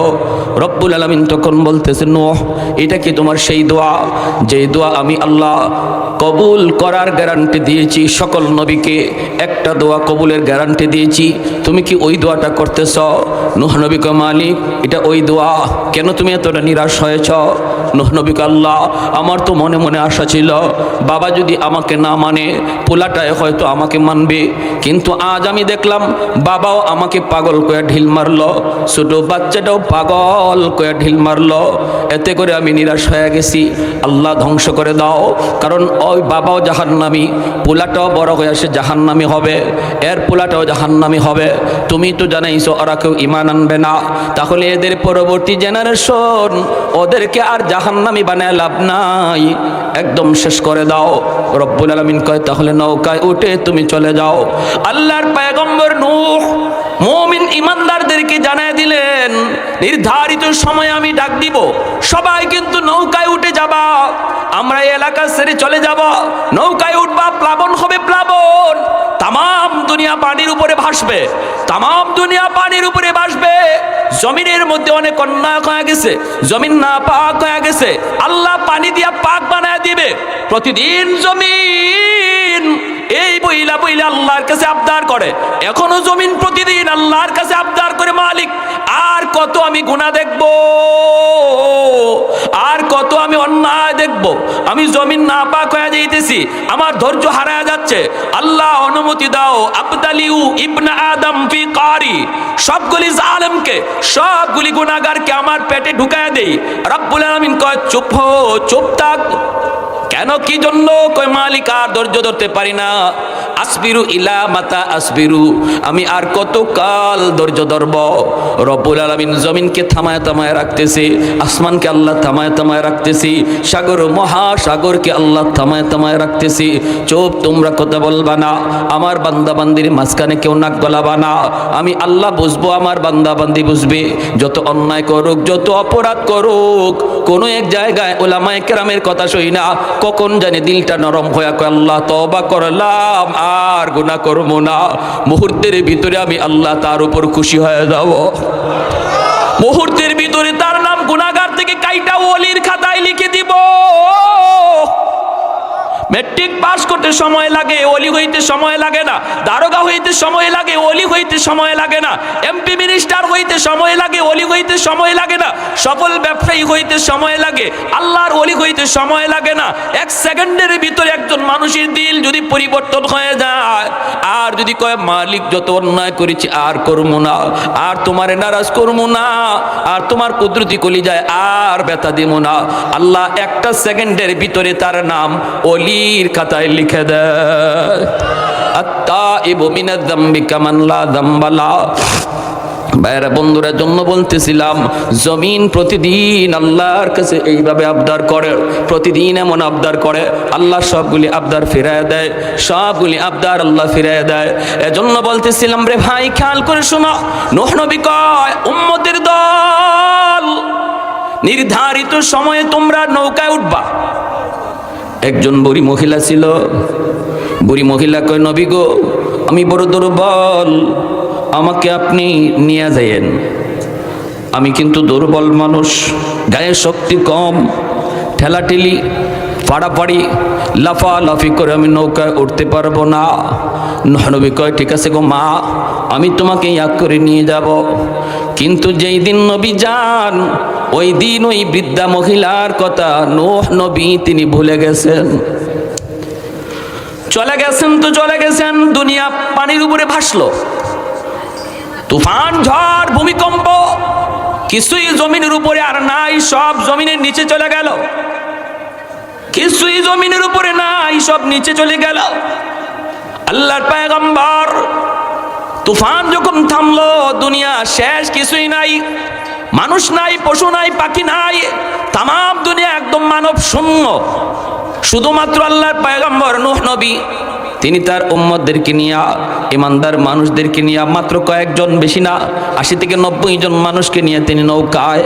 হঠাৎ করে পয়গম্বরের মনে পড়ল ওই বৃদ্ধা মহিলার কথা। মনে মনে ভাবতেছেন, হায় হায়, আমি কি অন্যায় করলাম, আমি কি অপরাধ করলাম, আমি কত বড় ভুল করে ফেললাম। আমি তো মাকে আনি নাই, আমার মা তিনি তো বলেছিলেন বাবা আমাকে নিয়ে যেও। ওই বৃদ্ধা মহিলার কথা নবীর ইয়াদ হলো, তিনি আবার জনপদে ফিরে আসলেন। আয়েশা মহিলাকে তালাশ করবেন, হায় হায়, তালাশ করে তো কোনো লাভ নাই, দেখি কোথাও লাশটা পাওয়া যায় কিনা। এখন বড় মায়া লাগলো, খুঁজতে খুঁজতে তার বাড়ির পাশে আসেন। আয়েশা দেখেন তার ভাঙ্গা চোরা ওই ঘরটা এখনো দাঁড়ায়া আছে। ভাঙ্গা চোরা ঘর এখনো দাঁড়ায় আছে। নবী অবাক হয়ে গেলেন, আল্লাহর কুদরতি কদমে তার সাথে সাথে সেজদায় পড়ে গেলেন। ও মালিক, তোমার কুদরত বুঝা পুরো দায়। আল্লাহ কিছুই না, এই ভাঙ্গা ঘর কেমন করে টিকে আছে? ডাক দিলেন, মা, মা। ওই বৃদ্ধা মহিলা আল্লাহর ওয়ালি, সে ঘর ঝাড়ু দেয় আর আল্লাহর নাম জপে। নবীর ডাক শোনা মাত্র এই মহিলা কই, বাবা, তুফান কি শুরু হয়ে গেল নাকি? নবী বাহির থেকে কই, মা গো, তুফান শুধু শুরু হয়েছে না, তুফান হইয়া শেষ হয়ে গেছে, শেষ হয়ে গেছে, আর কিছু নাই। মহিলা আল্লাহর কদমে সেজদায় পড়ে কাঁদতে লাগলো। নবী এবার কান্দে আর কয়, মালিক, কিছুই বুঝি নাই, কিছুই বুঝি নাই। আল্লাহ কেমন করে কি হলো? ওই মহিলা বাঁচলো কেমন করে? তার ঘর টিকলো কেমন করে? আল্লাহ পাক রব্বুল আলামিন তখন বলতেছে, নূহ, আমার বান্দী এত করে তোমারে বলছিল তুমি তারে ইয়াদ করে নিয়ে যাইতা, কিন্তু তুমি তার কথা ভুলে গেছো। তোমরা নবী হইয়া উম্মত বলতে পারো, কিন্তু আমি আল্লাহ হইয়া আমার বান্দা বান্দি বলতে পারি না। তোমরা ভুলে যাইতে পারো, আমি আল্লাহ বলতে পারি না, বলতে পারি না। আমার ওই বান্দির কথাটা আমি আল্লাহ ভুলি নাই, ভুলি নাই। নূহ নবী সিজদায় পড়ে হাউমাউ করে কান্দেন, হাউমাউ করে কান্দেন, মালিক আমার ভুল হয়ে গেছে। এজন্য রব্বুল আলামিন হাসরের মাঠে ওই মানুষটারে ডাক দিয়া কইব, বান্দা এত মায়া কইরে তোরে বানাইলাম, এত আদর আমি আল্লাহ তোরে করলাম, এত দরদ দিয়ে আমি তোরে বানাইলাম, আর তুই যখন মসজিদে না আইয়া বাজারে যাইতি, ঘুমায় থাকতি, আজান হইতো, মসজিদে আসতি না, তখন তোর দিকে তাকাইয়াও আমি আল্লাহর কুদরতি কলি যায় বড় কষ্ট লাগতো। বান্দারে বল বল, পুঁজি দিলাম আমি, হাত দিলাম আমি আল্লাহ, পা দিলাম আমি আল্লাহ, এত সুন্দর একটা ব্রেইন আমি আল্লাহ তোরে দিলাম, সব পুঁজি হলো আমার, আমার দেওয়া পুঁজি দিয়া ডিউটি করলে তুই কার, কার ডিউটি করলে একটু বল। এই পাটা সুস্থ করে দিলাম আমি আল্লাহ, এই সুস্থ দুইটা পা দিয়ে তুই ডিউটি করলে আরেকজনের, তুই তোর দোকানের মালিকের ডিউটি টিকি করলে, তুই হাওরে গেলে আরেকজনে কাম করলে, তুই দিন শেষে 500 টাকা 600 টাকা তুই মজুরি নিয়ে আসলি, কিন্তু বান্দা আমি আল্লাহ তাও তোরে নিষেধ করলাম না, নিষেধ করলাম না। তুই যা ডিউটি পালন করলে তোরে 500 টাকাই শুধু দিছে, কিন্তু হাত তোরে দেয় নাই, এই পাটা সে তোরে দেয় নাই, এই পাটা আমি আল্লাহ তোরে দিছি। হাতটা যদি সুস্থ না থাকতো ওই মানুষটার ডিউটি তুই পালন করতে পারতি না, পা যদি সুস্থ না থাকতো তুই সুন্দরে হাওরে যাইতে পারতি না। তাহলে মূল পুঁজিটা আমি আল্লাহ তোরে দিলাম। গায়ে যদি শক্তি না থাকতো কাজ করতে পারতি না, পারতি না। পুঁজি দিলাম আমি আল্লাহ, মানুষের ডিউটি করলি কর, কিন্তু যে পুঁজি দিল তার ডিউটি কেমন করে ভুলে গেলি? ফজরের সময় তুই গেছো, যাও, অসুবিধা নাই, রিজিকের তালাশে বের হও, এটা আমি আল্লাহরই আদেশ, কিন্তু এই টাইমটাতে মসজিদ থেকে মুয়াজ্জিনের কণ্ঠে আজান তোর কানে আসছে রে বান্দা, আসসালাতু খায়রুম মিনান নাওম, ঘুম হইতে নামাজ উত্তম, নামাজ উত্তম। ওই টাইমটাতে তুই কেমন করে নামাজটা না পড়ে ঘর থেকে বের হয়ে গেলি? এই টাইমটাতে তুই নামাজটা না পড়ে কেমন করে তুই ঘুমায় থাকলি রে বান্দা? একটু বল বল। নামাজ পড়ে যেই মানুষটা ঘর থেকে বের হয় আর আল্লাহ পাকের উপর ভরসা করে বের হয়, রব্বুল আলামিন ঘরে ফেরা পর্যন্ত আল্লাহ কুদরতি হাতে তার হেফাজত করে। নবী বলেন, ফজরের নামাজ পড়ে যে ঘর থেকে বের হয় ইমানের জান্ডা লইয়া সে বের হয়, যেরকম সুবহানাল্লাহ। আর ফজরের সময় যে ঘুমায় থাকে তার কানের মধ্যে শয়তানে প্রস্রাব করে, বালা শাইতানু ফি উযনাইহি, নবী বলেন শয়তান তার কানের মধ্যে প্রস্রাব করে ফজরের সময় যে ঘুমায় থাকে। আর যে ফজরের নামাজটা পড়ে তার ডিউটিতে বের হয়, নবী বলেন ডিউটিতে বের হলো ঠিক, কিন্তু ইমানের জান্ডা লইয়া বের হয়।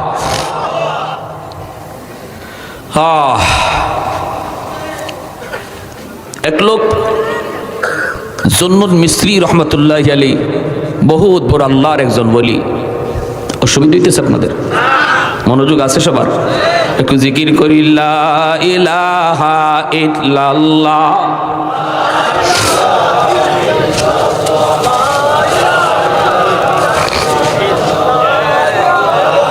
জবান খুলে মালিকের নাম, লা ইলাহা ইল্লাল্লাহ।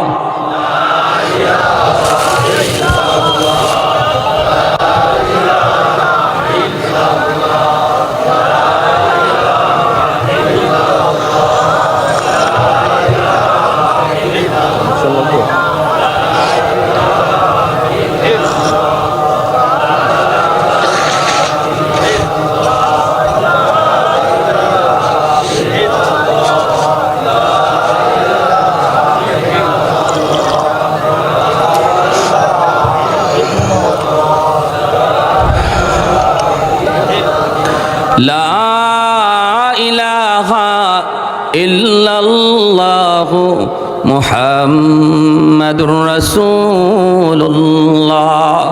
জোরে সুরে বলি সাল্লাল্লাহু আলাইহি ওয়াসাল্লাম। জুন্নুন মিসরি রহমতুল্লাহি আলাইহি বহুত বড় আল্লাহর এক ওলি ছিলেন। উনি জীবিকার জন্য, রিজিকের জন্য মাছ মারতেন। রিজিক তালাশে ঘর থেকে বের হওয়ার নির্দেশ আল্লাহর। ফাইদা কুদিয়াতিস সালাহ ফান্তাশিরু ফিল আরদ ওয়াবতাগু মিন ফাদলিল্লাহ। আল্লাহ বলেন, বান্দা তুমি যখনই আমার হুকুম নামাজ আদায় করেছো তখন আর মসজিদে বসে থাকার দরকার নাই। তুমি এবার ঘর মসজিদ থেকে বের হইয়া রিজিক তালাশ করো, আমি আল্লাহর অনুগ্রহ তালাশ করো। এটা আল্লাহর আদেশ। এজন্যই মুফাসসিরিন কেরাম এই আয়াতের তাফসীরে বলছেন, একজন মানুষ মসজিদে নামাজ পড়া মসজিদে বইয়া যদি তসবিহ জপে যে পরিমাণ সওয়াব হবে, আরেকজন মানুষ নামাজটা পড়া মসজিদ থেকে বের হইয়া বিবি বাচ্চার রিজিকের জন্য সে যদি ব্যবসার প্রতিষ্ঠানে বসে, তার ওই ব্যবসার প্রতিষ্ঠানে বৈশা থাকাও মসজিদে বৈশা নফল নামাজ পড়ার চেয়ে বেশি সওয়াব হবে। যেরকম সুবহানাল্লাহ। চাকুরির টেবিলে বসা এটাও নফল নামাজের চেয়ে বেশি সওয়াব হবে যদি সে নামাজ ঠিক মতো আদায় কইরা সে তার দুনিয়ার রিজিক তালাশে বের হয়। একজন মানুষ দোকানে বসা ফজর পইরা জুহর পর্যন্ত সে ব্যবসা করেছে, হালাল ব্যবসা এবং সততার সাথে ব্যবসা, মিথ্যা বলে নাই, মাপে কম দেয় নাই, খারাপটারে ভালো কইয়া বেছে নাই, যেটা খারাপ খারাপটা খারাপই বলছে, ভালোটা ভালো বলছে। এই মানুষটা জোহরের আজান হলে যখনই মসজিদে রওনা দেয় শাটার বন্ধ করে। মুফাসসিরিন কেরাম লেখেন, ফজর থেকে নিয়ে জোহর পর্যন্ত এই পুরা টাইমটা যেই টাইমে সে ব্যবসা করলো, এই ব্যবসার পুরা টাইম নফল নামাজ, নফল তসবিহ, নফল জিকির, নফল দুরুদ পড়লে যেই সওয়াব হইতো আল্লাহ তার আমল নামা দান করেন। তাহলে ব্যবসায়ী ব্যবসা করে আল্লাহর ওলি হতে পারে, চাকুরিজীবী চাকুরি টেবিলে বৈশও আল্লাহর ওলি হতে পারে যদি তার অন্তরে আল্লাহর ভয় থাকে। ঠিক কিনা জোরে এখন? রিক্সা চালক রিক্সা চালাই আল্লাহর ওলি হতে পারে, ভ্যান চালক ভ্যান চালায় আল্লাহর ওলি হতে পারে, কৃষক জমিতে কাজ করে আল্লাহর ওলি হতে পারে। জমিতে গেল আল্লাহর ভয় অন্তরে রাখলো, আইল কাটলো না, আরেকজনের পানি নিজের জমিতে আনার চেষ্টা করলো না। আজান হলো, জোহরের টাইম হয়েছে, সেই জমির আইলে দাঁড়ায় নামাজে দাঁড়ায় গেছে, এই লোকটা আমাদের ভিতরে আল্লাহর ওলি হয়ে গেছে। প্যারে হাজরিন, এজন্য কেউ এই কথা মনে না করি যে আল্লাহর ওলি হওয়া খুব কঠিন, না, মোটেও না। দুনিয়াতে যত সহজ কাজ আছে এর মধ্যে সবচেয়ে সহজ হলো আল্লাহর ওলি হওয়া। আল্লাহর ওলি হওয়ার চেয়ে পৃথিবীতে আর এত সহজ কোনো কাজ নাই, এত সহজ কোনো কাজ নাই। আমার পুরা দুনিয়াদারির সাথে রাইখাও আমি আল্লাহর ওলি হইতে পারবো যদি হাতে থাকে দুনিয়ার কাজ আর দিলের মধ্যে থাকেন যদি আল্লাহ।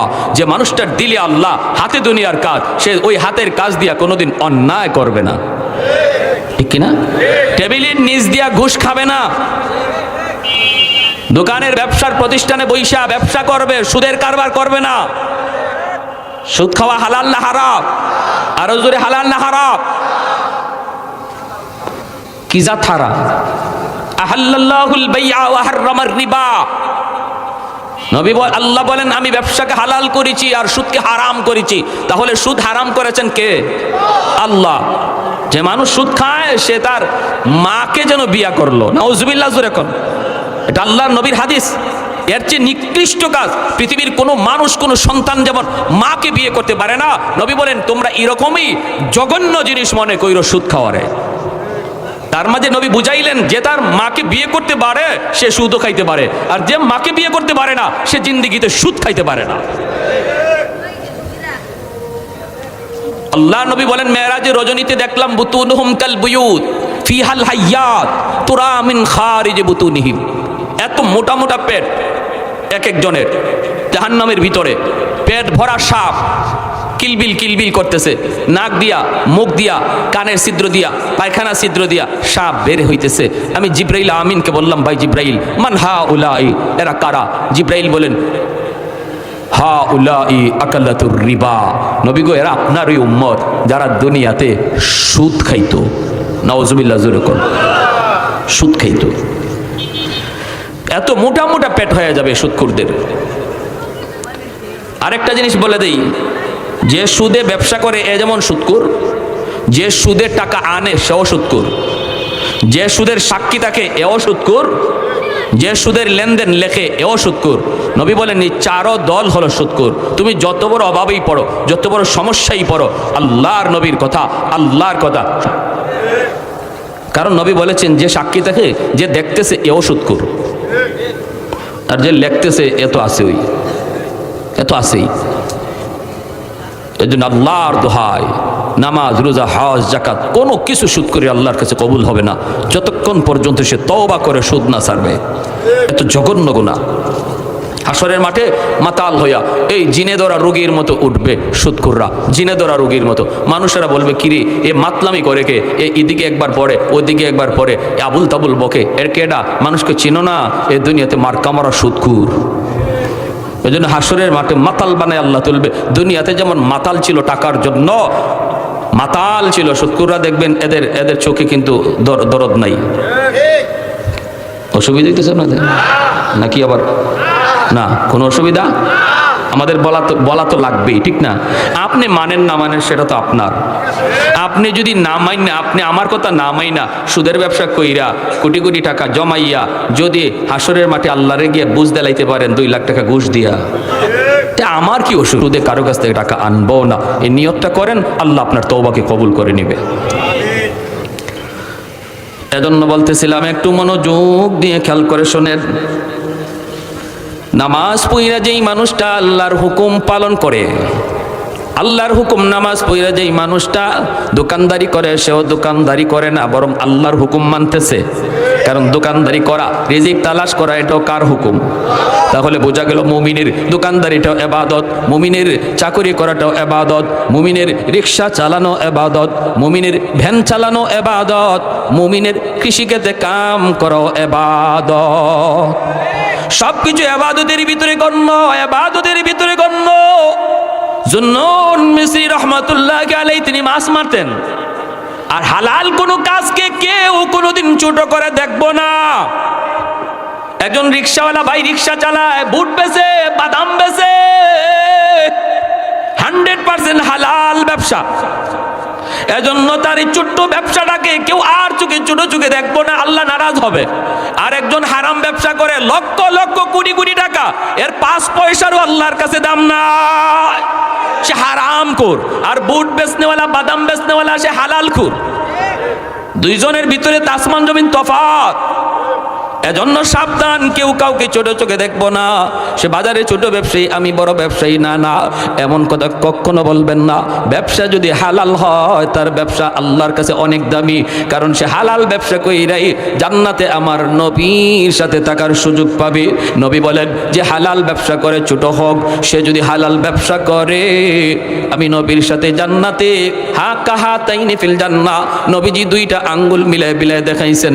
হালাল ব্যবসায়ী, সততার সাথে ব্যবসায়ী, সত্য কথা কইয়া যে ব্যবসা করে, নবী বলেন জান্নাতে আমার সাথে 2 আঙ্গুল মিলায়া, নবী বলেন এইভাবে আমার সাথে মিলেমিশে জান্নাতে থাকবে। হ্যাঁ, আপনি থাকবেন হারাম ব্যবসা কইরা জাহান্নামে, আর ওই বাদাম বিক্রেতা, বুট বিক্রেতা হালাল ব্যবসা কইরা থাকবে নবীর সাথে জান্নাতে।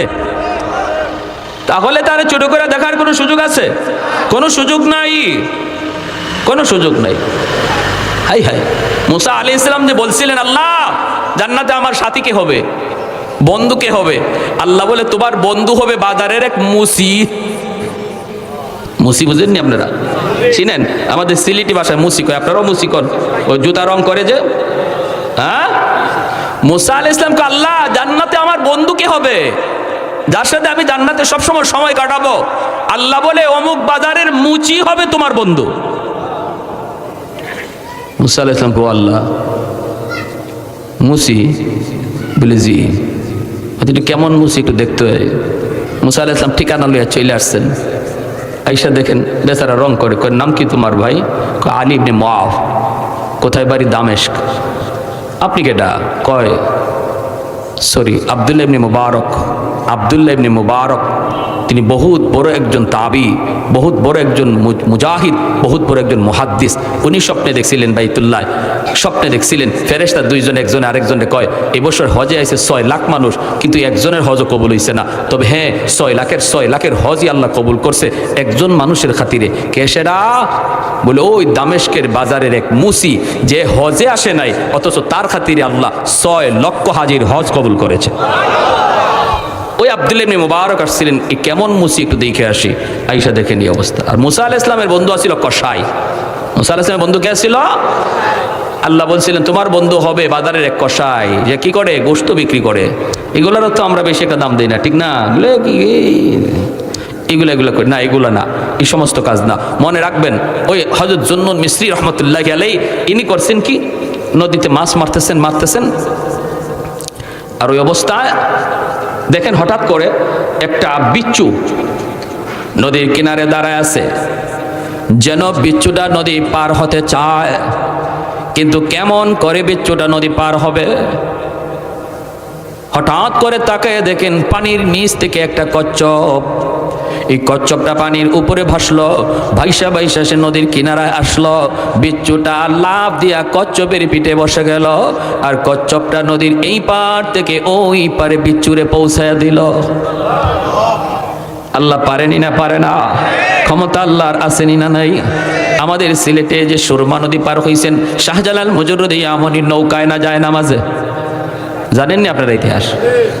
গোরগোবিন্দের বিরুদ্ধে যে যুদ্ধ করলেন শাহজালাল মুজররদি ইয়ামনি, ইয়ামন থেকে আইয়া সিলেটে, এই সিলেট ঢুকতে একটা নদী পড়ে সুরমা নদী। এই সুরমা নদীতে নদীর সব নৌকা গোরগোবিন্দ সরায় ফেললো। ওই অবস্থায় আল্লাহর ওলি নদী পার হয়েছিলেন কিভাবে? যায় নামাজ বিছাইয়া, যায় নামাজে বসে গেছেন, আল্লাহ যায় নামাজের উপর দিয়ে নদী পার করে দিয়েছে। সুবহান। পানি কার কথা শুনে? আল্লাহ যদি বলে পানি তুই ডুবা, তাহলে ডুবায়। আল্লাহ যদি বলে পানি তুই ভাসায় রাখ, তাহলে ভাসায় রাখে। আগুনকে আল্লাহ যদি কয় তুই জ্বালা, তাহলে জ্বালা। আর যদি আল্লাহ কয় সাবধান আমার বন্ধু ইব্রাহিম জ্বালাবি না, পশম পর্যন্ত জ্বালাইতে পারে না, সাবধান আমার বন্ধু মুসা তুর পাহাড় জ্বলবি, মুসার যেন কোনো ক্ষতি না হয়, তাহলে বোঝা গেল আগুন সেও কার কথা শুনে? আর একটু জোরে কন্যা মালিকের না। পানি কার কথা শুনে? আল্লাহর কথা শুনে। সমস্ত মাখলুক আল্লাহর কথা শুনে। শুধু মানুষ আমি আর তুমি আল্লাহর কথা ঠিক মতো মানি না। গাছে আল্লাহর আদেশ মানতেছে, সূর্য আল্লাহর আদেশ মানতেছে, সব কিছু আল্লাহর আদেশ অক্ষরে অক্ষরে মানে, বিন্দু পরিমাণ তারা হেরফের করে না। আল্লাহ যেভাবে বলছেন এভাবেই আজও আছে, কালও আছে, আগামীতেও থাকবে। কিন্তু মানুষ আমরা ওয়াদা দিয়ে আসছি, আল্লাহ আমরা তোমার ইবাদত করব, তোমার গোলামি করব। রূহ জগতে আল্লাহ পাক জিজ্ঞাসেন আলাস্তু বিরাব্বিকুমুল আলা, আমি কি তোমাদের রব নই? আমি কি তোমাদের রব নই? রব মানে তোমরা কি আমাকে রব মানো না? রব মানে যিনি সব কিছু করেন, তার আদেশ কি তোমরা মানবা না? সমস্ত মানুষ আল্লাহর কাছে স্বীকার করে আসছে, আল্লাহ তুমি আমাদের রব, আমরা তোমারই গোলামি করব। কিন্তু মানুষ বড় নিমক হারাম, এই ওয়াদা দিয়ে আসার পরে ওয়াদার কথা ভুলে যায়, ঠিকই না? আর কোন মাখলুক ওয়াদার কথা ভুলে না। জুন্নুন মিসরি রহমতুল্লাহি আলাইহি তিনি দেখতেছেন কচ্ছপের পিঠে বইসা এই বিচ্ছুটা নদী পার হয়ে গেল। এইবার আল্লাহর ওলি কয় মালিক এই কেমন দৃশ্য দেখলাম, আল্লাহ আমার মন চায় বিচ্ছুটা কই যাইতে চায়, আমি একটু দেখতে চাই। আল্লাহ আমাকেও তুমি নদী পার করাও। আল্লাহ আমারে তুমি কেমনে পার করাবা? বিচ্ছুরে যদি কচ্ছপের পিঠে কইরা পার করাইতে পারো, আমাকে তুমি যায় নামাজে বসায় পার করাও। রব্বুল আলামিন কয় বন্ধু যায় নামাজ বিছায়া দাও। অন্তরের ভিতরে আল্লাহ পাক ইলহাম করলেন যায় নামাজ পানিতে বিছায়া দাও। জুন্নুন মিসরি যায় নামাজে বৈশা তিনি নদী পার হয়ে গেলেন। এইবার তিনি বিচ্ছুটার পিছনে পিছনে রওনা দিলেন। বিচ্ছুটা কোন দিকে যায়, কেন যাইতেছে, তিনিও পিছনে পিছনে যাইতেছেন। হঠাৎ করে দেখেন বিচ্ছুটা এত দ্রুত বেগে যাইতেছে, পাগল পারা হয়ে বিচ্ছুটা দৌড়াইতেছে। তিনিও পিছনে পিছনে দৌড়ান। যাইতে যাইতে দেখেন একটা গাছ, হাওরের মাঝখানে একটা গাছ দেখা যায়। ওই গাছের নিচে একটা রাখাল ঘুমাইতেছে, উটের রাখাল সে ঘুমাইতেছে। ওই রাখালের দিকেই বিচ্ছুটা দৌড়াইতেছে। জুন্নুন মিসরি তিনিও ওই দিকে দৌড়ান। কাছে যায় দেখেন রাখাল ঘুমাইতেছে, আর রাখালের মাথার পাশে বিষাক্ত একটা সাপ এইভাবে ফনা ধরে আছে, যে কোনো মুহূর্তেই রাখালকে হত্যা করে ফেলবে, রাখালকে আঘাত করবে। বিচ্ছুটা যাইয়েই দেরি করে নাই, লাফ দিয়া সাপের পিঠে উঠে গেল, সাপের মাথায় ওইটা সাপটারে এমন ভাবে বিচ্ছু কামড় দিল, মুহূর্তের ভিতরে সাপটা জায়গায় মরে গেল। সুবহানাল্লাহ। আহাদুল লাইসা কামিসলি সামাদুন লাইসা কাফাদলি লিমানিল মুলকু তুগুই তু সাজাওয়ার খুদাই তো খুদাবন্দ ইয়াবি দি তো খুদাবন্দ ইয়াসারি তো খুদাবন্দ জমিনি তো খুদাবন্দ সামাই তো রহিমি তো করিমি তো সামিঈ তো বসিরি তো মুইজ্জি তো মুযিল্লি তো মালিকিল আরশি বাজাই। আল্লাহু আকবার। আল্লাহর ওলি যুবককে ঘুম থেকে উঠালেন, এরে যুবক ঘুম থেকে উঠো। উঠার পরে তিনি বলেন, যুবক দেখো না মাথার পাশে কি কাণ্ড ঘটে গেল। যুবক মাথার দিকে তাকায়, তাকায় দেখি বিষাক্ত একটা সাপ, বিশাল বড় সাপ মরে পড়ে আছে।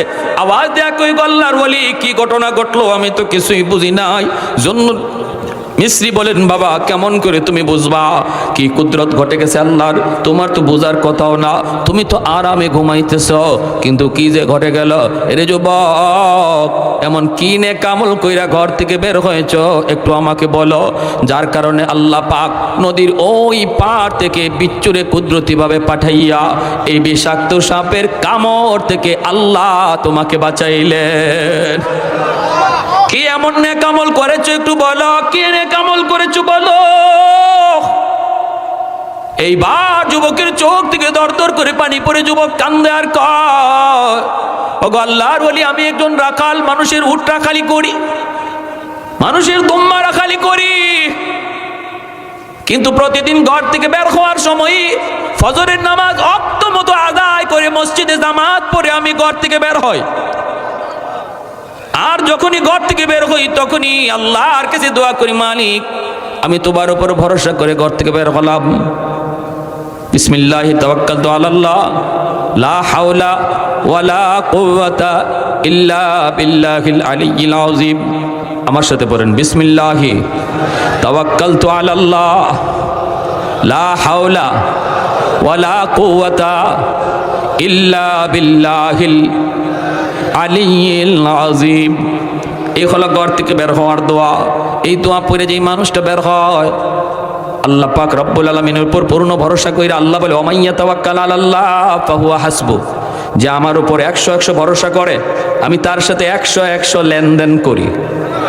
সুবহানাল্লাহ। কোন আমাদের আল্লাহর উপর ভরসার তো পার্সেন্টেজের অভাব নাই, কেউ 10%, কেউ 20%, কেউ 50%, বাকি 50% চেয়ারম্যানের উপরে, মেম্বারের উপরে, ব্যবসার উপরে, দোকানের উপরে, বড় ভাইয়ের উপরে। এমনভাবে আমরা আমাদের বিশ্বাস আর ভরসাকে ভাগ করে ফেলাইছি, ঠিক না? ভাগ করে ফেলাইছি। আল্লাহ নবী রহমতের নবী কই, পাখিটা সকাল বেলা বাসা থেকে বের হয়, পাখিটা সকাল বেলা রিজিকের তালাশে পাখিটা তার বাসা থেকে বের হয়। সে জানে না তার রিজিক কোথায়, মোটো জানে না কোথায় গেলে তার খানা মিলবে। আল্লাহর উপর ভরসা করে বের হয়, বিকাল বেলা পেট ভইরা ঘরে ফিরে। সুবহানাল্লাহ। জোরে কোন। হ্যাঁ, তাহলে রিজিকের মালিক কে? আর একটু জোরে বলেন, রিজিকের মালিক কে? ডাকাতের দল ডাকাতি করতে বের হয়েছে। ডাকাত সর্দার হঠাৎ করে তাকায় দেখি একটা কাক একটা পাকা খেজুরের গাছ থেকে খেজুর টুটে নিয়া একটা মরা গাছের খেজুরের গাছের উপরে নিয়া বৈশেই খেজুরটা রাইকা আবার কাকটা চলে আসে, আইসা পাকা খেজুরের গাছ থেকে খেজুর টুটে করে নিয়া ওই মরা গাছের উপরে খেজুরটা রাইকা আবার চলে আসে। ডাকাত সর্দার কয়, ঘটনা কি একটু বোঝা দরকার, দেখি এখানে কি আছে। ডাকাত সর্দার খেজুর গাছটা বেয়ে বেয়ে উপরে ওইটা দেখে যেই জায়গার মধ্যে খেজুরটা রাইকা রাইকা কাক চলে যাইতেছে, ওই জায়গার মধ্যে একটা বিষাক্ত সাপ, অনেক বড় একটা সাপ বসা, কিন্তু সাপটার চোখ নাই, অন্ধ, এজন্য নিজের রিজিক দেখে না, খাওয়ার জন্য নিজে বের হতে পারে না। আল্লাহ পাক রব্বুল আলামিন অন্ধ সাপটারে আল্লাহ পাক কাকের মাধ্যমে তার রিজিকের ব্যবস্থা করতেছে। সর্দার নাইমে আইসে কই, রে আমার সাথীরা কে কোথায় আছো? আমি তওবা করলাম, আর জীবনে ডাকাতি করব না। একটা অন্ধ কাককে যদি আল্লাহ, অন্ধ সাপকে যদি আল্লাহ পাক তার রিজিকের ব্যবস্থা করে, তার কাছে, তার ঠোঁটে, তার মুখে আল্লাহ রিজিক নিয়ে পৌঁছায়, আমি তো আশরাফুল মাখলুকাত, সৃষ্টির শ্রেষ্ঠ জীব। আমি কেন রিজিকের জন্য ডাকাতি করব? আমি কেন রিজিকের জন্য মিথ্যা বলবো? আমি কেন রিজিকের জন্য আরেকজনের মাল হনন করব? আজ থেকে তওবা করলাম, আমি আর ডাকাতি করব না। কিতাবের ভিতরে লিখেন ওই ডাকাত সর্দার সহ এই সবগুলি ডাকাত ওই যুগের আল্লাহর ওলি হয়ে তারা কবরে গেছে। এজন্য ভাইরি মনে রাখবা, মনে রাখবা, খেয়াল করে শুনবা। যুবক বলতেছে, আমি যখন ঘর থেকে বের হলাম, আল্লাহর উপর ভরসা নিয়ে আমি বের হলাম। বের হয়ে আমি যখন আসলাম মাঠে, আইসা গরু রাখালি করি, উট রাখালি করি। ওই অবস্থায় একটু ঘুমাবো। আমি বড় পরিশ্রান্ত, আমি বড় দুর্বল, আমি বড় ক্লান্ত, এখন একটু ঘুমাবো। কিন্তু এই জায়গায় ঘুমাবো কোন ভরসায়? পাশেই জঙ্গল, পাশেই পাহাড়, কেউ নাই, আপন বলতে কেউ নাই, বন্ধু বান্ধব কেউ নাই। আমি এখানে কোন ভরসায় ঘুমাবো? ঘুমায় থাকার পর আমাকে কে দেখবে, কে পাহারা দিবে? কেউ তো পাশে নাই, কিন্তু আমি ক্লান্ত।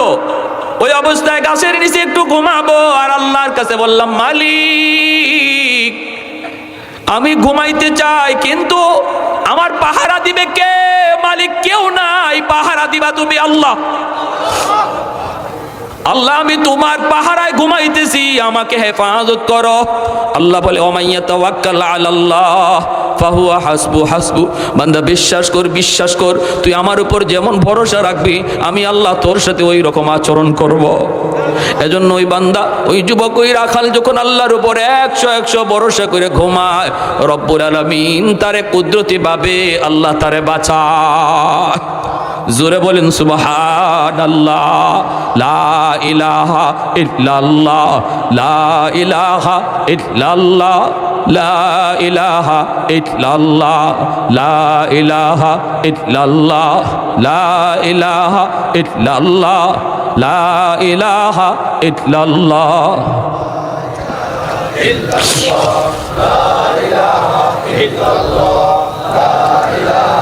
আল্লাহু রাব্বুনা মুহাম্মদ নবিয়ুনা, আল্লাহু রাব্বুনা মুহাম্মদ নবিয়ুনা, নাহনু নুতিউহুমা, নাহনু নুতিউহুমা, নাহনু কুল্লুন হিজবুল্লাহ, লা ইলাহা ইল্লাল্লাহ, ওয়াতাসিম বিহাবলিল্লাহ, মুজাহিদ ফি দীনিল্লাহ, লা ইলাহা ইল্লাল্লাহ, লা ইলাহা ইল্লাল্লাহ, লা ইলাহা ইল্লাল্লাহ, লা ইলাহা ইল্লাল্লাহ।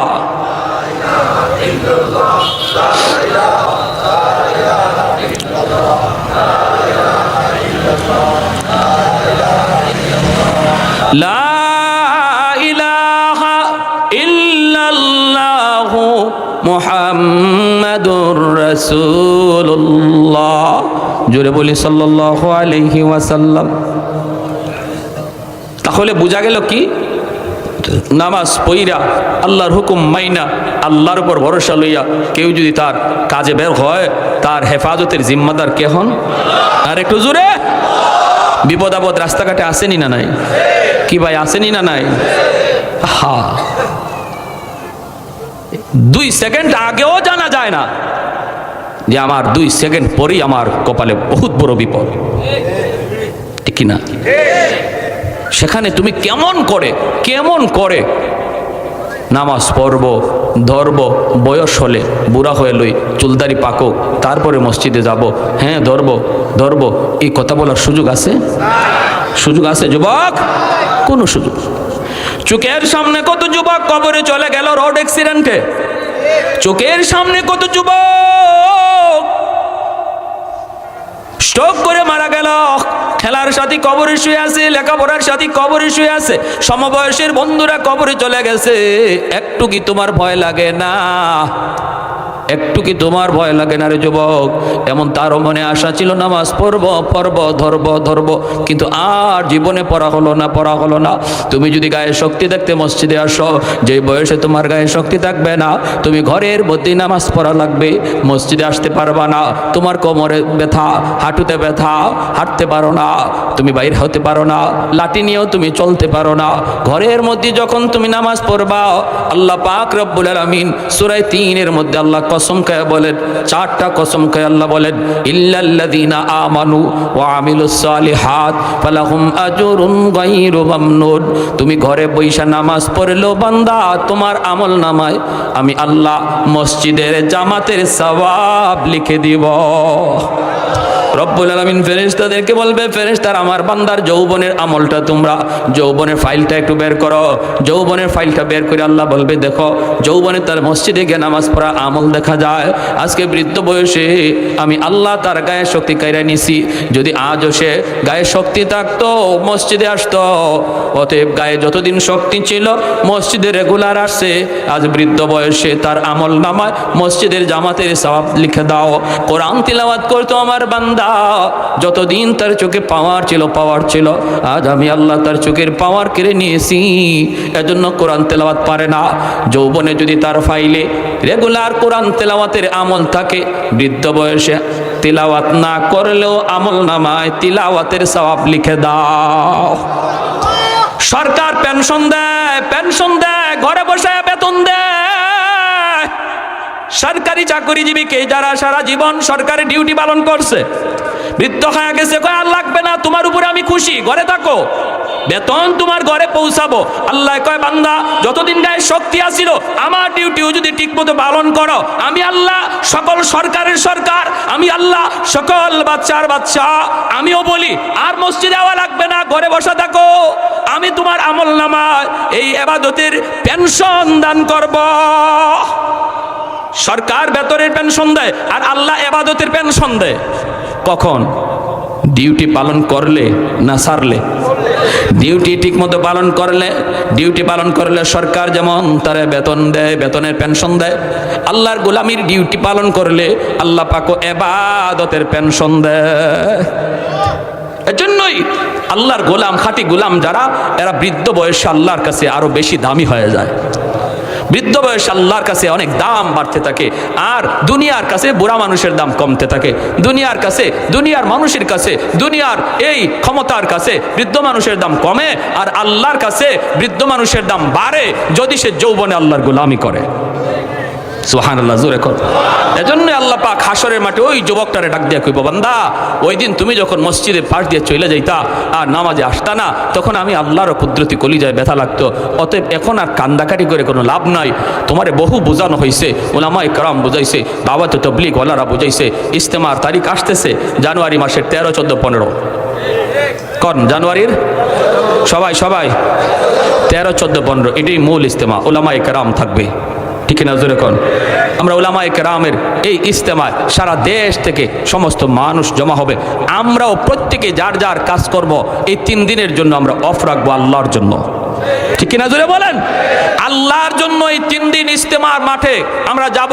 জানি না এই হাজারো লক্ষ মানুষের ভিতর থেকে কে মুস্তাজাবুদ দাওয়া, অবশ্যই মুস্তাজাবুদ দাওয়া, যার হাত আল্লাহর দরবারে কবুল, এমন মানুষ অসংখ্য এই জমাতে হাজির হয়।